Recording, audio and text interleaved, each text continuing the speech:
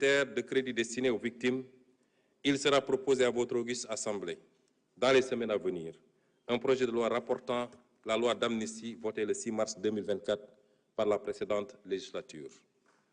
Pour que toute la lumière soit enfin faite et les responsabilités établies de quelque bord qu'elles se situent. Il ne s'agit pas ici de chasse aux sorcières, encore moins de vengeance, car aucun sentiment de revanche ne nous anime. Loin de là, il s'agit simplement de justice, pilier sans lequel aucune paix sociale ne peut être garantie. Monsieur le Président de l'Assemblée nationale, honorables députés, la vision d'un Sénégal souverain a été prise en charge dès la formation du gouvernement, avec notamment l'exigence de défendre en tout premier lieu les intérêts du Sénégal et de ne plus jamais nous laisser dicter notre conduite dans la gestion des affaires publiques et la défense du citoyen sénégalais. Il en est pour preuve les positions ouvertement affichées par M. le Président de la République dans les instances internationales, que ce soit à la tribune des Nations Unies, au Forum mondial pour la souveraineté et l'innovation vaccinale, au sommet des Jeux olympiques du développement durable, aux réunions de l'Organisation de la coopération islamique. Nous militons pour un rééquilibrage de la gouvernance mondiale et le respect des valeurs universelles de paix et de droits de l'homme, en particulier la fin du génocide à Gaza et la reconnaissance des droits inaliénables du peuple palestinien.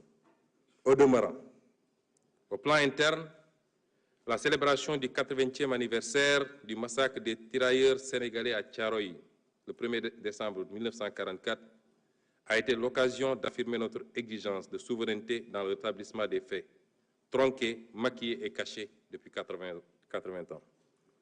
Le non-renouvellement à l'expiration de son délai, le 17 novembre 2024, des accords de pêche qui lient le Sénégal et l'Union européenne marque également notre volonté unilatérale de défendre les intérêts de notre pêche artisanale, de notre armement national et de notre industrie locale de pêche. Concernant la souveraineté monétaire de l'Union monétaire ouest-africaine, notre gouvernement a eu des échanges avec la BCEAO sur l'état et les perspectives de mise en œuvre de la réforme du franc CFA. S'agissant de la souveraineté en matière de défense, le président de la République a annoncé la fermeture prochaine des bases militaires étrangères au Sénégal. De toutes les bases militaires au Sénégal. Enfin, pour ce qui est de la politique étrangère du Sénégal, de nouvelles bases ont été jetées, à savoir le retour à l'orthodoxie dans la représentation diplomatique sénégalaise à l'étranger, avec l'accréditation de diplomates de carrière ainsi que le focus mis sur le renforcement des liens de coopération avec les pays africains. Monsieur le Président de l'Assemblée nationale, honorables députés, le renouveau du Sénégal au plan intérieur et extérieur ne peut réussir sans une administration publique efficace et dotée d'éthique et de déontologie, ainsi que des sociétés publiques et parapubliques régies par une stricte gouvernance financière. Cela a été martelé par le Président de la République et suivi d'action. À l'issue du premier Conseil des ministres, avec sa lettre du 8 avril 2024, transmise individuellement à chaque agent de l'État pour les inviter à la droiture, la probité et l'exemplarité, toujours au travers des principes du Jubal et du Jubbanti. Nous avons écouté et compris, Monsieur le Président de l'Assemblée nationale, honorables députés, la demande citoyenne pour une meilleure gouvernance du pays. Mais nous avons également accordé une priorité au cours des 8 derniers mois à la demande sociale des Sénégalais qui veulent une meilleure qualité de vie. À cet égard, nous nous sommes attaqués à la vie chère en mettant en place, dès le mois de juin 2024, dans un contexte de finances publiques en détresse, des mesures de réduction des prix de denrées de première nécessité. Concernant le coût du carburant et de l'électricité, les mesures utiles ont été prises pour le rétablissement de l'orthodoxie dans la passation des marchés d'approvisionnement en hydrocarbures et la diversification de leurs sources. S'agissant du cadre de vie des Sénégalais, notre gouvernement a engagé depuis le mois d'avril de fortes initiatives pour la gestion des inondations et les crues, pour le fonctionnement régulier du ramassage des ordures par l'appurement des arriérés.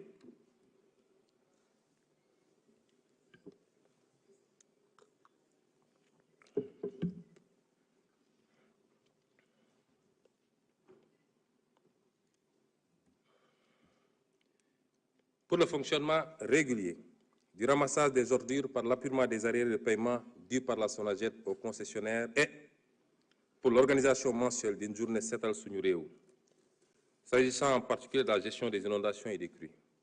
Des sommes conséquentes ont été dégagées pour faire face, nous amenant à demander un audit du programme décennal de gestion des inondations et du programme d'assainissement des 10 villes qui ont englouti respectivement 285 milliards de francs CFA et 77 milliards de francs CFA sans résultat tangible.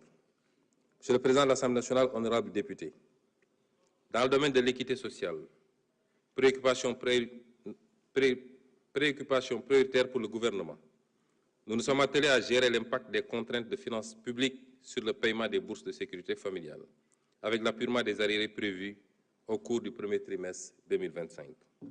L'équité sociale s'est également manifestée sur tout le territoire national. À chaque fois que des catastrophes naturelles ou des accidents sont remarqués par des appuis financiers et en nature, notamment à la suite des inondations, des crues des fleuves Sénégal et Gambie, des accidents routiers et j'en passe. Monsieur le Président de l'Assemblée nationale, honorables députés, mon gouvernement a pris résolument en charge un maillon essentiel de notre développement économique et social au cours des 8 derniers mois, à savoir le capital humain, en particulier le secteur de l'éducation et de la formation. 2 conseils interministériels ont été consacrés à la préparation des examens au concours ainsi qu'à la rentrée scolaire.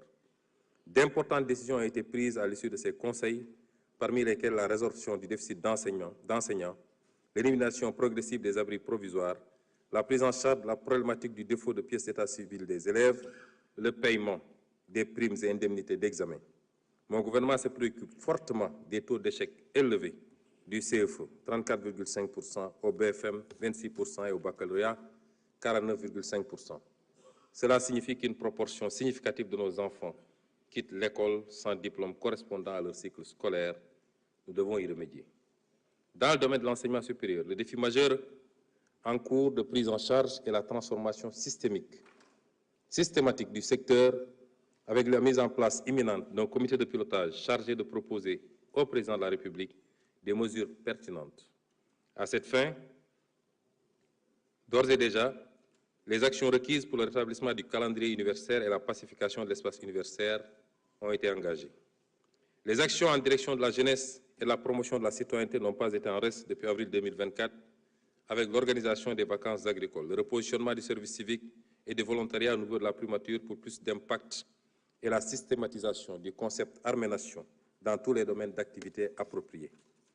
Dans le domaine du sport, nous avons soutenu les compétitions dans les disciplines phares et pris résolument en charge l'organisation des Jeux olympiques de la jeunesse Dakar 2026. Dans le secteur de la santé, la préoccupation principale a été de garantir la continuité des services et la qualité de l'accueil dans les services hospitaliers, ainsi que de passer en revue le programme de construction d'hôpitaux qui souffre de beaucoup d'actes de mauvaise gestion et particulièrement de surfacturation énorme. Monsieur le Président de l'Assemblée nationale, honorables députés, notre gouvernement s'est appesanti également au cours de ces 8 derniers mois sur les problématiques d'approvisionnement en eau potable, les questions environnementales et les infrastructures de transport.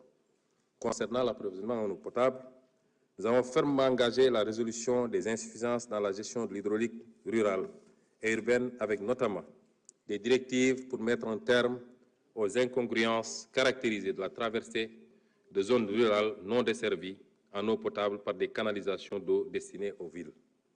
Dans le domaine de l'environnement, mon gouvernement a pris des mesures fortes avec la suspension jusqu'au 30 juin 2027 des activités minières autour de la rive gauche du fleuve de la Falémé sur un rayon de 500 mètres. Dans le domaine des infrastructures physiques, mon gouvernement a réalisé un état des lieux des programmes et projets de construction d'infrastructures routières, portuaires et aéroportuaires. Cet état des lieux a révélé certaines dérives et des intérêts sacrifiés de l'État du Sénégal.